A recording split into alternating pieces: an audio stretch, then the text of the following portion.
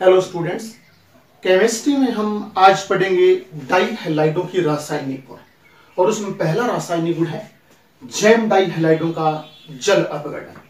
तो देखिए, फिर मैं ये जैम डाई हैलाइड का उदाहरण लिख रहा हूं। आप इसमें KOH मिला दीजिए, लेकिन KOH जल में डालकर मिलाना है, घोल बना करके। तो आप लिखोगे एक्वेटिक AQ, एक्वेटिक यानी जलीय घोल KOH का आप इसमें डाल दीजिए। पहले एक अस्थायी पदार्थ बनेगा। अस्थायी पदार्थ का अर्थ है कि दो हेलोजन परमाणु हैं, वो यहां दो OH परमाणु से प्रतिस्थापित हो जाएंगे, बाकी सारा वही रहेगा। तो CH3 CH, ये तो सेम का सेम लिखेंगे, CH3 CH, और यहां इस पर OH और फिर इस साइड में कार्बन पर OH, यानी दोनों हेलोजन के स्थान पर इसमें से OH आ गया। इसको संख्या में बढ़ा देंगे बाद में। ये एक अस्थायी पदार्थ बन गया, ये याद रखने वाली बात है, अस्थायी। अब ये पदार्थ कुछ समय पश्चात स्थायी पदार्थ में कन्वर्ट हो जाएगा। स्थायी पदार्थ में कन्वर्ट हो जाएगा तो इस हेतु आप इसमें से जल का अणु बाहर निकाल दीजिए, -H2O कर दीजिए। -H2O यहां कर दीजिए, या फिर वहां उत्पाद बनाते समय वहां आप +H2 लिख दीजिए, एक ही बात होती है। तो यहां से जल का अणु निकालोगे तो जैसे देखिए, OH ऊपर वाले से ले लेता हूं और H नीचे वाले से, इस प्रकार इनको हम बाहर कर देंगे तो -H2 हो जाएगा। बाकी जो बच गया वो यहां लिख देंगे उत्पाद के रूप में। तो क्या बच गया? CH3, फिर उसके बाद में CH और ये O, CH3 CHO। तो CH3 CHO आप जानते हो एसिटल्डिहाइड होता है, तो ये एसिटल्डिहाइड में कन्वर्ट हो गया। तो जैम डाई हैलाइडों का जब जल अपघटन करते हैं तो एल्डिहाइड भी बनते हैं, कीटोन भी बनते हैं। एक एग्जांपल और देखिए, जैसे CH3 और C के साथ दो हेलोजन जोड़ देता हूं और इस साइड में एक CH3। तो ये तो आपको पता ही चल गया कि जैम डाई हैलाइड तो कन्फर्म है, एक ही कार्बन पर दो हेलोजन लगे हुए हैं।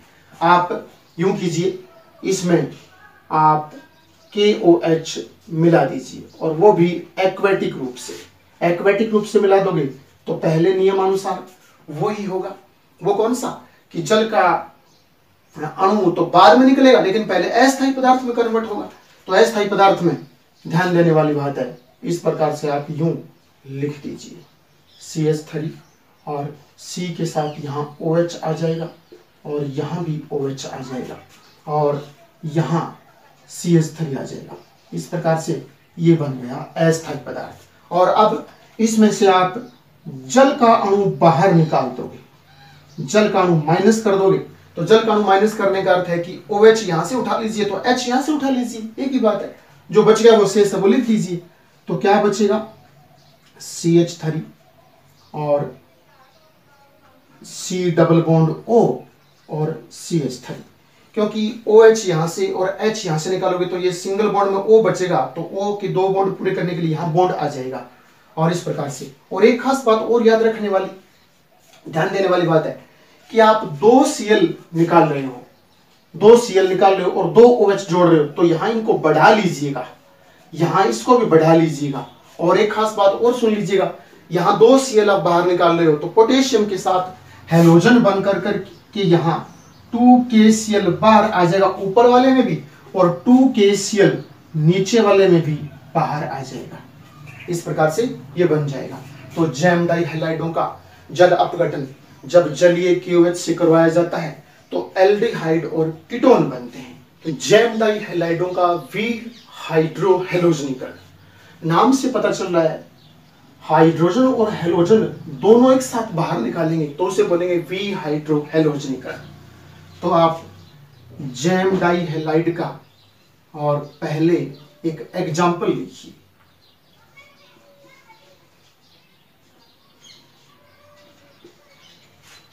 और उसमें याद रखना है, अब यहां आपको एल्कोहलिक KOH मिलाना है। KOH में थोड़ा एल्कोहल पहले मिला लीजिए और वो सॉल्यूशन कहलाएगा एल्कोहलिक KOH, और वो इसमें यहां मिला दीजिए, एल्कोहलिक KOH। पैरों में लिखेंगे ALC, एल्कोहलिक KOH। और अब मुख्य उत्पाद सीधा ही बन जाएगा। यहां ध्यान दीजिए, 2 कार्बन है तो 2 कार्बन वाली और एल्काइन बनेगी। CH triple bond CH, 2 carbon यहां मुख्य क्रियाकारक में है तो मुख्य उत्पाद में 2 कार्बन वाली ही और आपके एल्काइन बनेगी। ये बात आपको याद रखनी है। और अब यहां से देखिए, पोटेशियम के साथ हैलोजन बाहर हो जाएंगे तो पोटेशियम के साथ हम हैलोजन बाहर कर देंगे KCl के रूप में। इसी प्रकार याद रखना, यहां से 2H हटे हैं और यहां OH है, यहां से 2H हटे हैं और यहां OH है तो जल के अणु भी मुक्त होंगे। तो जल के अणु के रूप में H2O लिख देंगे। संतुलित करने हेतु यहां 2 लगा देता हूं, यहां भी 2 लगा देता हूं और यहां भी 2 लगा देता हूं। तो देखिए, पोटेशियम 2 तो पोटेशियम 2 हो गए, हैलोजन Cl 2 है तो Cl 2 हो गए। और उसके बाद में ऑक्सीजन परमाणु, यहां 2 हैं ऑक्सीजन परमाणु तो यहां भी ऑक्सीजन परमाणु 2 हैं, बाकी हाइड्रोजन संतुलित है। इस प्रकार से जैम डाई हैलाइडों का विहाइड्रो हैलोजनीकरण, जब जैम डाई हैलाइडों में एल्कोहलिक KOH प्रवाहित किया जाता है तो एल्काइन बनती है। जब जैम डाई हैलाइडों का विहैलोजनीकरण जिंक धातु के साथ किया जाता है तो एल्कीन बनती है। ये बात आप याद रखना। जैसे एक एग्जाम्पल मैं लिख रहा हूं यहां पर, जैम डाई हैलाइड है ये और जिंक धातु के साथ इसकी क्रिया करवाते हैं तो इसके 2 अणु ले लेते हैं। 2 अणु इस प्रकार से आप यूं लिख लीजिएगा, फिर आसानी रहेगी बनाने में आपको। जैम डाई हैलाइड जब आप चुनो तो याद रखना, समान कार्बन वाले, जब आप एक रिएक्शन जिंक के साथ करवा रहे हो तो इधर और इधर समान कार्बन वाले आपको जैम डाई हैलाइड लेने हैं। अब आसान है, जिंक धातु के साथ तो यहां से ये दोनों Cl और यहां से ये दोनों Cl आप बाहर निकाल दीजिए जिंक धातु के साथ। क्यों कि जिंक धातु है और ये हैलोजन है तो धात्विक हैलाइड वहां बन जाएगा। बाकी जो कुछ बच गया उसे हम जोड़ देंगे तो CH3 CH और उधर भी CH3 CH ये अपने पास है।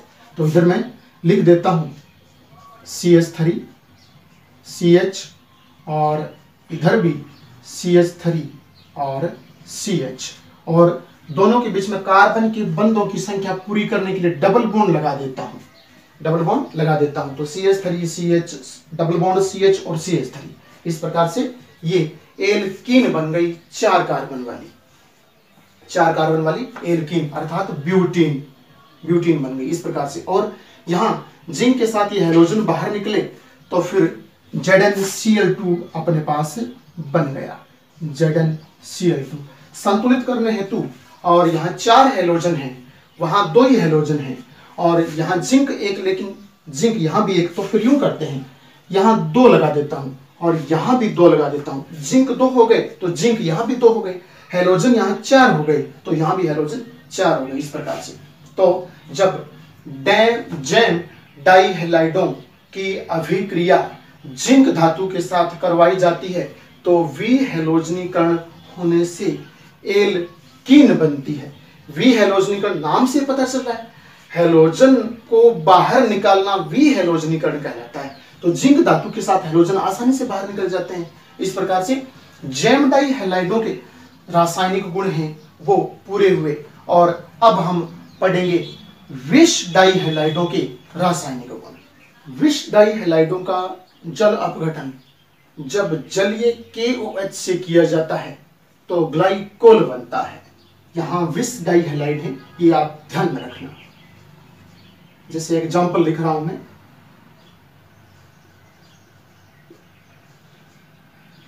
विष डाई हैलाइड का उदाहरण है और इसमें हम जलीय KOH मिला देते हैं, एक्वेटिक KOH, तो ग्लाइकोल बनता है। ग्लाइकोल यानी जितने यहां कार्बन है उन कार्बन पर हैलोजन के साथ और OH समूह आ जाएगा तो CH2 CH2, इधर भी OH और इधर भी OH। इसे सामान्यतः ग्लाइकोल बोलते हैं और फिर रूढ़ पद्धति में एथिलीन ग्लाइकोल भी बोल देते हैं। और याद रखने वाली बात कि यहाँ धातु के साथ हेलोजन बाहर हो जाएंगे तो KCl बाहर हो जाएगा। संतुलित करने हेतु हम यहाँ 2 लगा लेते हैं, 2 पोटेशियम, तो यहाँ भी 2 पोटेशियम कर देते हैं। और हेलोजन 2 है तो हेलोजन यहाँ भी 2 हो गए, और OH OH 2 बार तो OH OH यहाँ भी 2 हो जाएंगे।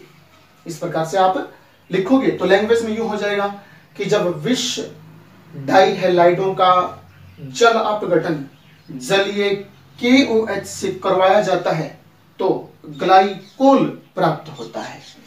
विष डाइहैलाइडों का विहाइड्रोहेलोजनीकरण एल्कोहलिक KOH से किया जाता है तो एल्काइन बनती है।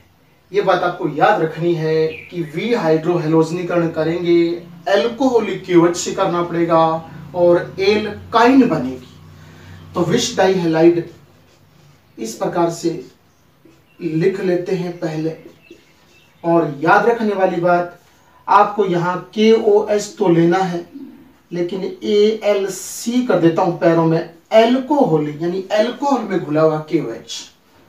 तो फिर सीधा सा उत्पाद बन जाएगा कि जितने कार्बन है उतने कार्बन वाली आप एल्काइन यहां पर बना लोगे, एल्काइन बन जाएगी। और वही नियम कि यहां से पोटेशियम तो हेलोजन के साथ बाहर हो जाएगा, तो पोटेशियम हेलोजन के साथ इस प्रकार से यूं बाहर कर देंगे।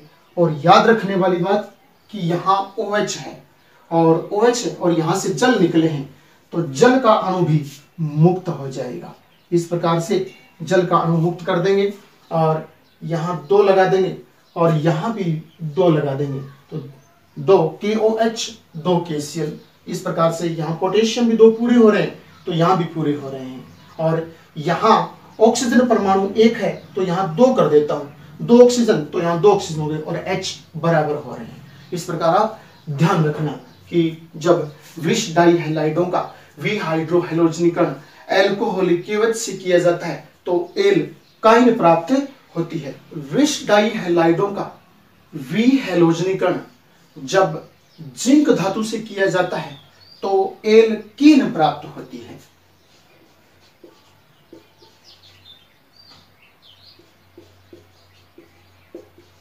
विष डाइहैलाइड है, आपको जिंक धातु से विहेलोजनीकरण करना है तो सीधा उत्पाद बन जाएगा। यहां जिंक धातु के साथ हेलोजन बाहर निकाल दीजिए बस, तो मेरे पास यहां क्या बच गया, CH2 डबल बॉन्ड CH2 और इधर ZnCl2 बच गया। तो अब संतुलित किया, वैसे तो संतुलित है। तो कैसे लिखेंगे लैंग्वेज में कि जब विष डाइहैलाइडों का विहेलोजनीकरण जिंक धातु से किया जाता है तो एल्कीन प्राप्त होती है।